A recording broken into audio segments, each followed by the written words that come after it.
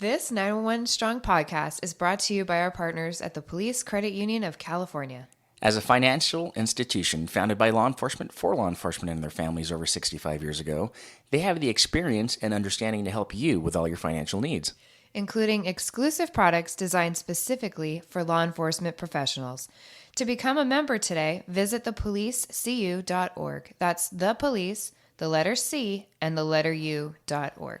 Or call 800-222-1391 and tell them you heard about them from the 911 Strong podcast. Hey friends, welcome back to the 911 Strong podcast. We're currently in a series of things that Kristen and I have pulled from our experience bag, and we're putting it out there in the next several episodes so that you can learn from us. If you're a newer officer, these are things I wish someone had told me when I was new. And if you're an experienced officer, these are all things that might make you think about adjusting your leadership style. And if you're an aspiring leader, these are all great topics to bring up to add to your tool bag for your oral interviews for when you test for those promotions. So yeah, we're happy to share them with you. And the dispatcher perspective as well. Yeah. You always got to throw the, why are you so? Because you left us out. You just put only officers. There's some people that want to be dispatchers, believe it or not. You guys are so needy. Oh, you guys are such babies. All right. Well, we'll make sure we talk about the dispatcher's perspectives. We're going to talk about 4 things we wish we knew as rookie officers and dispatchers. Yes. Thank you. All right. We'll do this when we get back to the next episode of the 911 Strong podcast that starts right now. Station to all units. Prepare to copy. You're listening to the 911 Strong podcast. Don't act like I never told you. With Aram and Kristen, bringing you stimulating discussion. No, I like the sound of that. An entertaining conversation. And now, here's Kristen and Aram. Hey friends, we're back on the 911 Strong podcast where we're going to talk about 4 things we wish we knew as rookies. Might actually be more than a few things, 4 things, but we'll get into that. One of the things that I really would have enjoyed as a rookie, and I think you would have too, is for someone more experienced than us to come back and say, hey kid, these are the ropes. I wish I would have done this when I was new. But for me, nobody really took the time to do that. I had my FTO, my training officer, but he was busy trying to get me squared away. Yeah. If I had the 20-year veteran version of myself go back in time to tell me this is what I wouldn't have done, I think my career would have ascended so much faster, right? Mm-hmm. But alas, you need to go through these growing pains to have that kind of experience, or else you can't learn these things. So I don't know. I think one of the things that I put that I thought was important was working out. Because you spend half your time in the academy doing physical training, yet the agency requires 0. Mm-hmm. Some agencies have incentives, but they don't require it, which doesn't make any sense. Half the time in the academy is dedicated to physical training, PT time. And then all of a sudden, boom, you graduated and it's 0 physical training. Mm-hmm. Have some discipline and work out. The people that you contact on the streets will size you up. Mm-hmm. And so will your partners. They're going to know if you're a slap or a soup sandwich. And they want to be able to rely on you. The bad guys, they're going to size you up and go like, hey, maybe I'll think twice about trying to run on this guy or fight with this guy. Mm-hmm. And your partners will maybe, hey, when it comes down to picking teams, maybe I don't want to pick this guy to be on my team, or picking maybe my partner, or maybe I don't want this person to be my back. Don't be that cop that your partners can't count on to get out of a tough spot. Mm-hmm. So I will admit, I had a lot more confidence in some partners rolling at my back than I did with others. I'm like, all right, well, I'm gonna have to carry the load on this one. I'm not gonna lie, but when there's certain calls that we might think that this person is really erratic or really hyped up, I might have taken that into account. Also, who I sent as the backing unit, or how many officers I sent. If some that I thought wouldn't be able to handle the situation, or that I know from at least talk, gossip, I guess. But if they couldn't handle it, then I'd be like, okay, well, I need to send a few more to help that particular person. You know, it's just as important to work out as the field officers. dispatchers. Yeah. Well, it's funny though, because when you go through the academy, you said the majority of it focused on your physical fitness. Right. With dispatchers, from what I remember, dusting off the old cobwebs of memory, is they didn't touch on any health or fitness aspect of dispatching, which I think is a load of crap, if I'm being honest, because we go through so much stress and we just sit there Yeah. and do nothing for anywhere from 8 to 13 hours of just sitting on our butts, going through all this stress. They didn't even put the importance of you need to take your 15-minute breaks or you need to take your lunch, and whether your agency likes it or not, it's a law. But you do need to take care of your health, and you need to do it. If you're not able to work out on duty, then you need to do it on your off days. Right. In whatever form that is, if it's walking or, actually going to the gym or finding a good hobby, because we need it for our hearts too. There's a lot of so many unhealthy dispatchers get stuff. heart attacks too. Yeah, sometimes while on duty, and then you're left by yourself in the comm center because and I mean, can you imagine the stress too?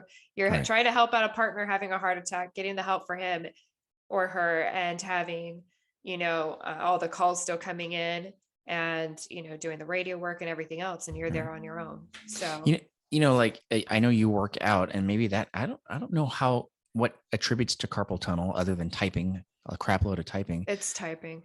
But you don't have serious problems with your I had carpal tunnel in the beginning. Okay.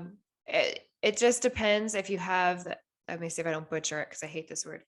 Ergonomic. Crap, I'm butchering. Ergonomic. There you go. Thank you. If you have some of those abilities with your mouse or the certain keyboards and stuff like that, there's stretches you can do with your hands. My carpal tunnel does set in during like the weather changes. When it gets cold, it does hurt. There's stretches we could do. There's even like some agencies that take really good care of their dispatchers and put in treadmills in there. They put in Boju balls in as a replacement for their chairs, so they're not slouching or anything like that. So there's things that can be done, but it's just up to the dispatcher, and it should be something that they taught us from the get-go. But I got to think being in good physical shape and weight training and stuff like that's got to attribute to preventing some of that. Oh, I'm sure it is, like with all things, some things are hereditary, but a lot of it's preventative too. So workout. I mean, if you're going to be in this field, I don't care if you're the maintenance person or the chief of police and everything in between. Work out. You're in a physically demanding job that's stressful, emotionally stressful. And the more exercise your heart gets, the better off you'll be. You don't be that statistic where you're going to die within 5 years after retirement. Yeah. We know too many you and I know too many people that have died or had heart attacks near death right after retirement. That's just not something that needs to happen if you exercise. So just exercise, go for walks. No one's saying you have to be. And you can't outrun your mouth. So you have to eat healthy too. That's true. Yeah. Eat healthy. You can run 2 times a day and lift weights, but if you're doing nothing but eating large pizzas, Coke, and ice cream, nothing's going to change, and it's not going to better you. Yeah. Just like that marathon runner that had a heart attack. So, yeah. All right. The next one, I don't know. Well, you have to find a way that might apply to dispatchers. But for me, I put polish your SHIT. Quit looking like a soup sandwich. Get that uniform tailored, leather polished, and brass shiny. When you look put together, people assume you have your SHIT together. And that's something that was ingrained to me in the academy. They talked about command presence. And the first time I'd ever heard that word command presence was in the academy. And when we first started the academy, they had us dress out in suits. We wore business suits, which was weird. But like right on week 6, they said, "Hey, go put your uniforms on." So we all scrambled to the lockers, put our uniform on. And luckily, when I went to the uniform shop, the lady tailored mine. I didn't even ask, but she tailored mine so it looked fitted to the body. Some people didn't. Some people looked like they ordered their stuff online and took it out of the box and put it on. They looked like they had parachutes on. and Right. they got gigged on it. Yeah. The drill instructors were like, listen, if you look like a soup sandwich, you look like a sack of potatoes. Mm-hmm. If I'm a bad guy on the street, I'm going to look at you and say my chances are better with you than the guy that looks put together, that has his boots polished, that has his leather shiny, that has his uniform tailored, because he looks like he takes his stuff seriously in his appearance, in his physical appearance. And that guy's probably going to take his job seriously. So that's my point with that whole thing. I think when guys take pride in their uniform, they look put together. Yeah. It gives people the impression that they are put together. I mean, as far as like the dispatch side goes, I guess when you're first starting, I mean, it helps to come in and look put together and like you're taking the job seriously. And not to say that we don't as we advance in our career, but I mean, nobody sees us. So I really could care less what the dispatcher's wearing as long as they're able to do their job when it's needed, I guess it could be your impression. It could be, I guess, but at the same time, like, I mean, when I first started, they didn't have to have uniforms on. There was no dress policy. You can wear whatever you want. That got ruined because some women decided to wear some really low cut shirts and like spaghetti straps or whatever. And of course, being in a male dominant profession, that obviously created some commotion. Yeah. So, like a week or two after, we had to get uniforms and we wore our polos and whatever, it was fine. And then we had others that like wanted us to wear our little, I call them Smurf outfits. And we were wearing our bright blue uniforms and they were the most uncomfortable things. And because at the time they didn't have women's pants, so we had to wear the guys' pants and the waist would come up to our chest and they're so uncomfortable. And we sit on our butts for 13 hours with like this nasty polyester junk and like for what? Nobody could see what we're wearing. And literally I was in a hole. There's no windows. We had a door that was shut, so nobody could see us. And then, it changed here and there throughout the years. And now we're back to wearing dispatch related gear and we can wear jeans with no holes, rips or tears and no open toed shoes. So, which is good because now we could be relaxed. But if I'm being honest, I don't see why it really matters other than maybe stubbing our toe because the public doesn't see us. Yeah, no, I agree with that. I think how this point translates to you guys is because the uniform for us is a visual first impression. Right. And for you guys, your tone of your voice is a first impression. All right. So I think that the more professional you sound, like that gives maybe the person calling who needs your help more reassurance as opposed to 911, what you want? Like that's not as professional as 911. Yeah, if you want to talk like polished, I guess for us, it wouldn't be a polished look. It would be a polished sounding, right? Like we have to be confident in what we're saying. We have to appear that we know what we're doing. And we have to keep a good tone about how we're doing things because that represents who we are. So you need to be sharp. You need to be on your skills. Can you imagine the person that called, oh, my baby's choking. And the dispatcher's like, oh, that's so scary. What do we do?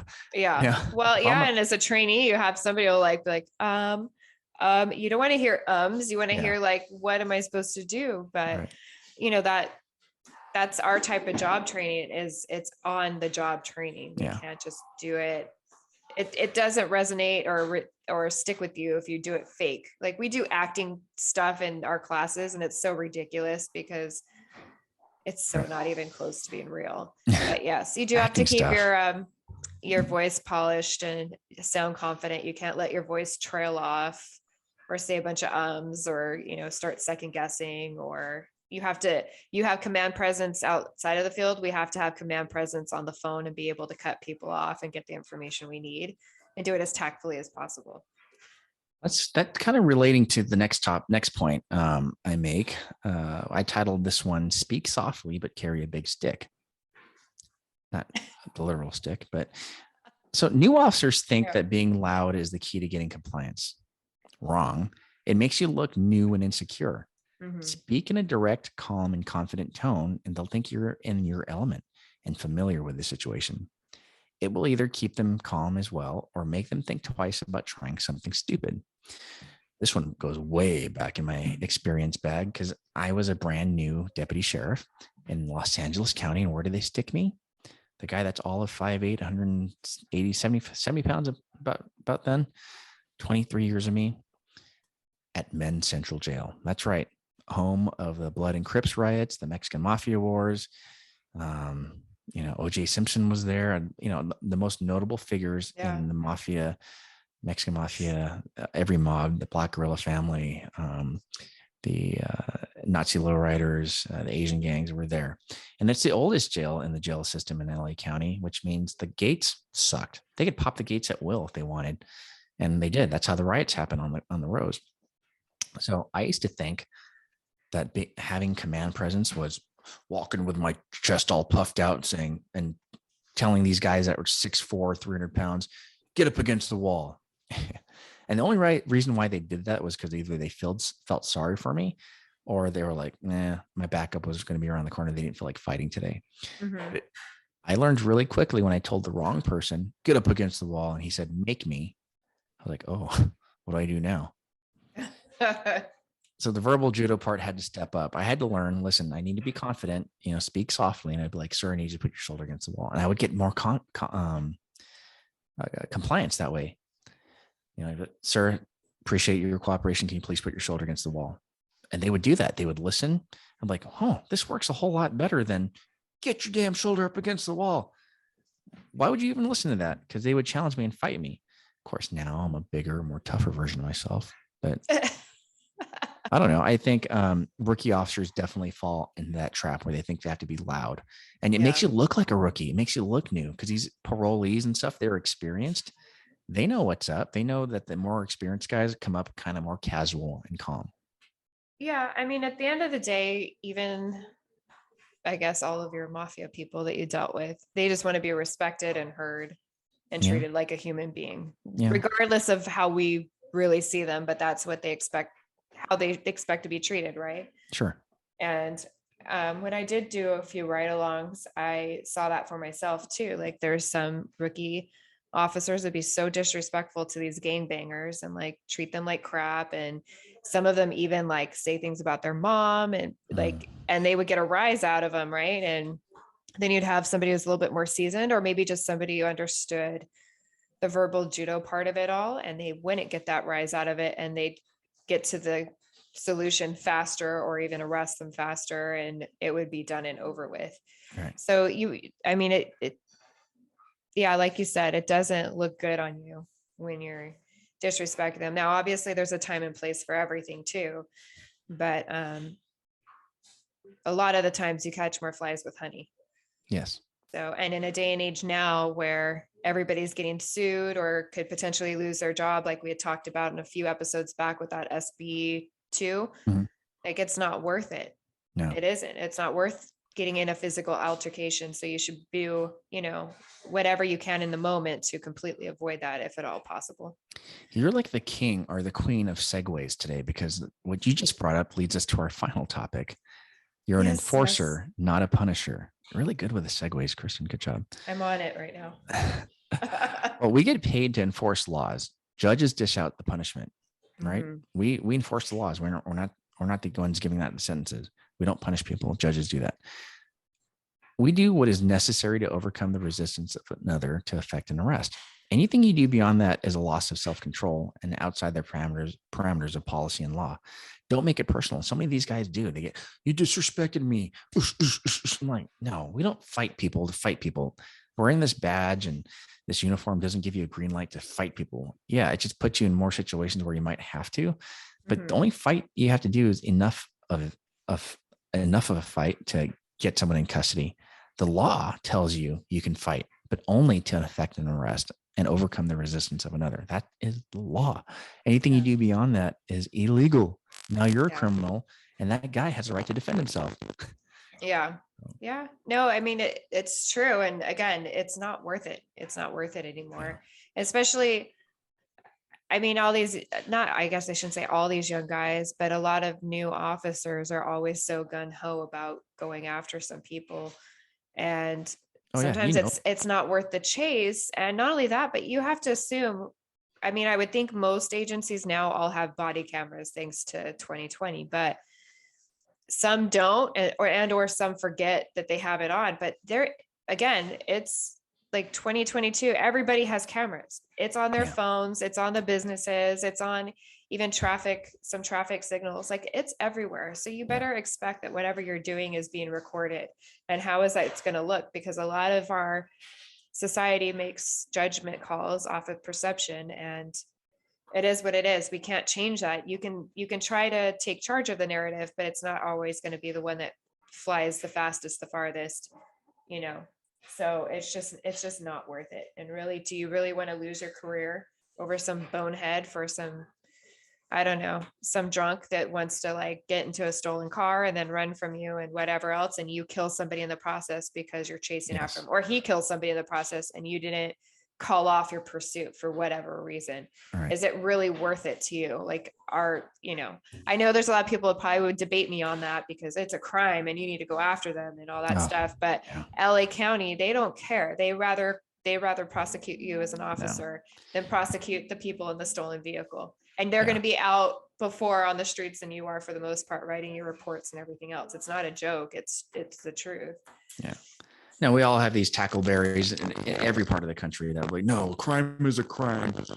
But they're the same people that would write their own mothers a ticket. Well, Mom, I can't overlook the fact that you broke the law and sped down Highway 18. But no, use common sense.